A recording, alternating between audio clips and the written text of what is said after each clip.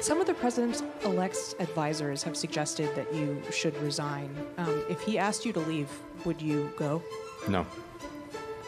Can you follow up on, do you think that legally you're not required to leave? No. Do you believe that the president has the power to fire or demote you, and has the Fed determined the legality of a president demoting at will any of the other governors with leadership positions? Not permitted under the law. Not what? Not permitted under the law.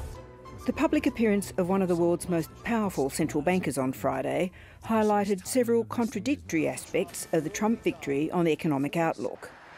While a lot of the post-election economic focus has been on the likely global impact of new tariffs, the broader spectre of a presidency that does not observe rules or institutions could be just as perilous. The Federal Reserve is a very interesting thing, and it's sort of gotten it wrong a lot. You know, we get along fine. But I feel the president should have at least say in there. Yeah, I feel that strongly. I think that in my case, I made a lot of money. I was very successful, and I think I have a better instinct than, in many cases, people that would be on the Federal Reserve or the chairman. The possibility of political interference in the operations of the world's most powerful central bank hasn't stopped the financial markets rallying.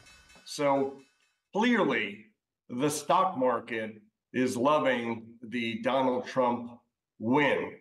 However, the bond market, not so much. Bonds are selling off, yields are higher today. For now, no one can be really sure whether Donald Trump will make good with any of his various threats or policy positions. For Australia, there are direct threats and others which are posed by the impact his policies will have on the global economy.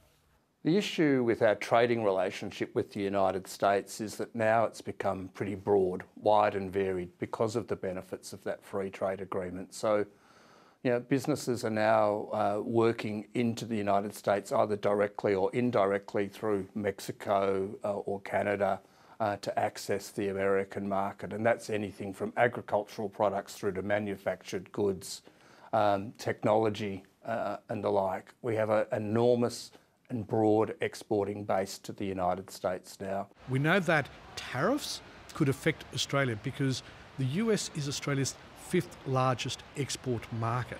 And the US-Australia Free Trade Agreement currently exempts about 97% of our non-agricultural products from duties and about 3/4 of our agricultural products. So this could affect us.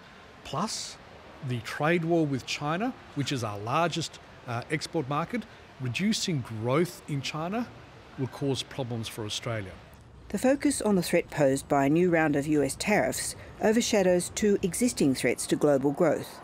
The Chinese economy has been in trouble for some time, and around the world, trade barriers have been going up at an alarming pace, and global trade volumes grew less than 1% last year, a particular problem for a big trading nation like Australia. The first thing the government has to do is to make sure that we get exempted from any direct tariff hits on us. We have a free trade agreement with the United States that's been in place for over 20 years now, and it has served Australia very well. And we have to, as a matter of urgency, make sure that the President sticks by that free trade agreement. When he takes office in January, the new President will be enjoying the benefits of inflation that is currently heading down. Even though inflation is coming down now, the imposition of tariff will have a one-off impact on inflation in the US. But alongside, perhaps stimulus which might go too far, for instance, the big cut in corporate tax rate that's mooted for the US, if it's not paid for well, could overstimulate the economy. And the effects of those two things could see inflation start to turn around in the US. A Trump presidency will have other ramifications. He has promised to cut the corporate tax rate to just 15%, a move which will put pressure on other countries to lower their tax to stay competitive. The signs are that he's going to push ahead with significant corporate tax cuts and huge regulatory reform. And where the United States goes, it's very hard for the rest of the world not to follow. And there are also big implications, not just for the environment, but for the economy, from President-elect Trump's pledge to withdraw from the Paris Climate Agreement. The fact, though, is that a lot of businesses are a very long way down this track. They've heavily invested in emissions reduction technology, and there's no real sign, no matter what happens in the United States, that they'll back away from that. There'll be political pressure, but on the ground, businesses have sort of made their bets, and they're going to continue to work towards climate action. The Treasurer joined me a short time ago. Treasurer, welcome back to 7:30. Thanks very much, Laura. You're giving a speech tonight which has already been widely telegraphed in part. Some media are reporting it as you having a fairly gloomy prognosis on the impact of a Trump presidency, some saying that you seem to be saying don't panic. How would you characterise your message? Well, the main point of my speech tonight is that Australia is well placed and well prepared, but not immune from any escalation in trade tensions.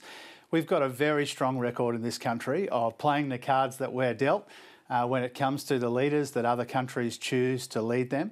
And I have a level of confidence that we can navigate this change in the United States in a way that's consistent with our own national interest. Of course, there are risks whenever there are changes of administration or big changes in policy. But I'm confident but not complacent that we can navigate those changes because we are well placed, we are well prepared, but we need to recognise we're not immune. But how perilous are they potentially at a global level? Well, in advance of the American election, I asked the Treasury to do a bunch of work so that I could brief my Cabinet and NSC colleagues on the various scenarios that might come out of the election in the US. And one of those was some of these escalation in some tariffs as former President Trump and incoming President Trump has indicated a policy that he wants to pursue. And so we did a bunch of modelling, the Treasury did. And the main conclusion there is that the direct impact on Australia would be relatively mild, but the broader impact on our major trading partners and on the global trading system might be more significant. And in that regard, that is a little more concerning to us. Well, obviously we don't know exactly how the foreshadowed tariff measures will directly hit us. How confident is the government that Australia will once again be able to get exempted from them? Well, obviously there's a lot of work to happen, and you're right to point out in your question, I think, Laura, that there's an element of uncertainty. There's not always a direct correlation between what might be talked about on the campaign trail and the policies and proposals which are implemented by Congresses and Senates and presidential administrations. And so I think that's an important caveat on what we're thinking about. Obviously, we do a lot of work to make sure that when there are changes of policy that they work for us, not against us. And so that work is ahead of us, and the thinking that we've put into it has prepared us well for it. So to give viewers some sort of sense of magnitude, how do Treasury's forecasts of the potential impact compare, presuming that those tariff cuts all go ahead, for example, with the effect of Chinese trade restrictions on Australia in the past few years? Well, first of all, it's very pleasing that almost all of those trade restrictions from China have been lifted in the last couple of years. I pay tribute to Don Farrell and Penny Wong and the Prime Minister for getting those restrictions lifted. They were quite specific on specific exports. They had a big impact in a limited amount of areas. What we're talking about here potentially, and again there's an element of uncertainty around it, what we're talking about here is something broader. And so when treasuries around the world, not just ours, prepare for different scenarios, they think about the impact of the escalation of tariffs, for example, for Australia. It would mean harder markets for our exporters. It would mean less demand for our dollar as a consequence. That would push up the price of imports and mean prices were higher in our economy. So that combination of weaker exports and higher prices would slow our economy. But again, our expectation of the direct impacts would be relatively mild, but the broader impact on the system, a bit less certain, but concerning. And so what I try and do in my speech tonight is I try and draw a helpful distinction between what a lot of countries, including us, are doing, which is de-risking our supply chains, versus something which is a bit more damaging, which is decoupling, descending into these kind of trade blocks that don't trade with each other or speak with each other. That would be more concerning. Well, even before Donald Trump returns to the White House in January, You are painting a fairly grim picture about the global economic outlook in the speech. I mean, the IMF is not expecting things to improve for 5 years. The Chinese economy is brittle and a cause for concern in its own right.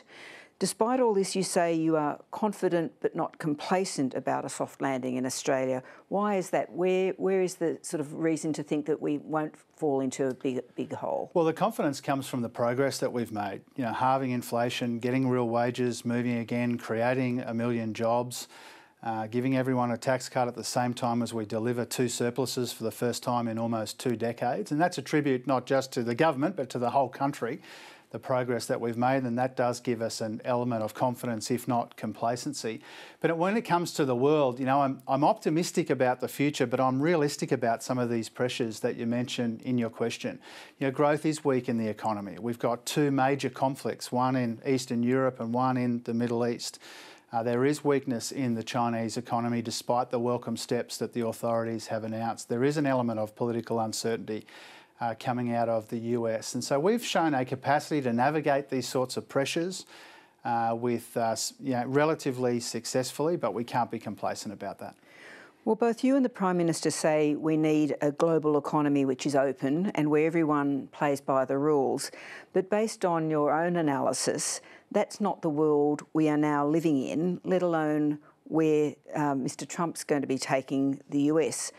Do we need to abandon the pretense that is, you know, a world that we can even aim for?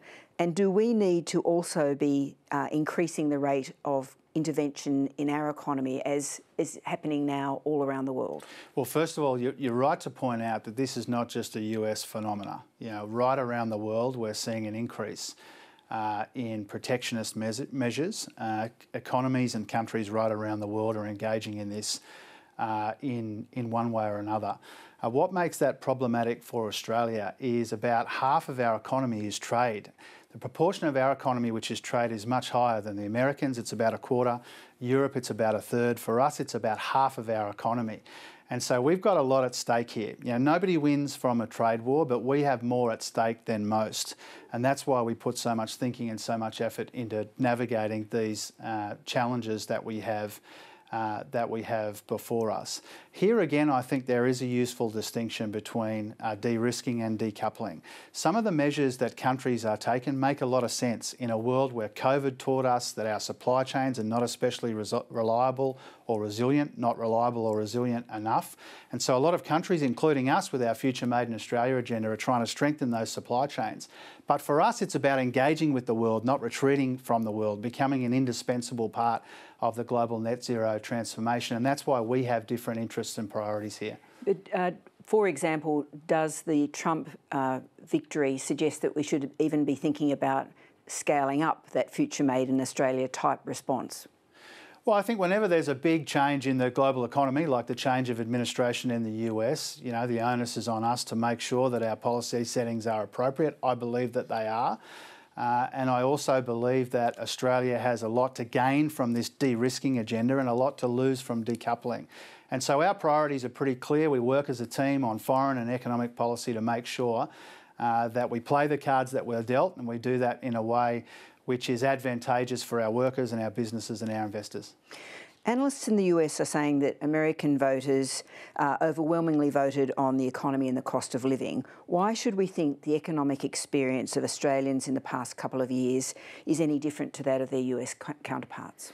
Well, first of all, we didn't need an election in the US to tell us that cost of living is the main game. It's been the main focus of the government and certainly my main focus as Treasurer. So, you know, that has been evident to us for a long time, and that reflects our policy agenda, our economic policy agenda in particular, fighting inflation, providing cost of living relief, getting the budget in much better nick, delivering those 2 surpluses. Now, the situation is a little bit different in the 2 countries. You know, for example, we've had a much bigger emphasis on getting wages growing again. When we came to office, American wages growing about 5%, Australia about 3%. Now both are about 4%, give or take. But a big part of our agenda has been making sure that the minimum wage has been rising and that wages in industries dominated by women have been rising. And that's because we think that wages growth is a big part of the solution of these cost of living challenges, not part of the problem. And so because of that, we came to office, real wages were falling quite substantially. They're growing again, that's a good thing. That's deliberate, not accidental. Peter Dutton was borrowing a line from Donald Trump on the weekend, saying that people will be asking themselves the question, are you better off today than you were at the time Mr Albanese was elected? It's a fact, isn't it, that despite all the cost of living measures that you're talking about, the impact of inflation and interest rates alone mean most people won't be feeling better off than they were when you were elected. What do you do about that? Well, first of all, I mean, that slogan was from, I think, 1980. I think candidate Ronald Reagan was talking about that in 1980. Peter Dutton can rip off slogans from 44 years ago, but he can't come up with any credible or costed economic policies, and that should be his focus. He's opposed our cost of living relief at every turn, and Australians need to know about that. But on the main substance of your question, we know we've got a lot of ground to make up. Australians are doing it really very tough. And they'd be doing it even tougher were it not for our cost of living help, the tax cuts, the wages policy, the energy bill rebates. We always try and make sure that we do as much as we responsibly can, affordably can, conscious of the impact on inflation. We keep that under more or less constant review. But we know people have got a lot of ground to make up. We know that they're under pressure, but more than acknowledge that, we're doing something about it, and the Liberals and Nationals have opposed us doing that at almost every turn. Treasurer, thanks so much for your time tonight. Thanks very much, Laura.